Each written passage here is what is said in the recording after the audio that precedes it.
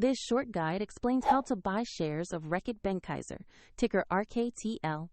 Reckitt Benckiser is a multinational consumer goods company listed on the LSE PLC.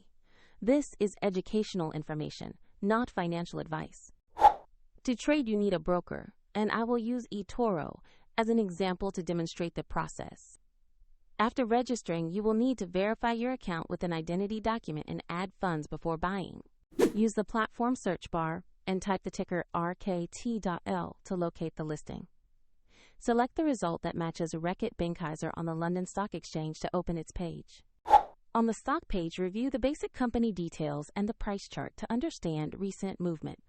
Confirm the company name and RKT.L ticker to ensure this is the correct asset. Click Invest or Buy, enter the amount you wish to purchase, then review the order details and confirm. If the market is closed, the order may be scheduled for the next session, and if funds are insufficient, the platform will prompt you to deposit more before confirming. After execution, your position will appear in your portfolio where you can monitor it. A link to eToro is available in the description if you want to follow this example.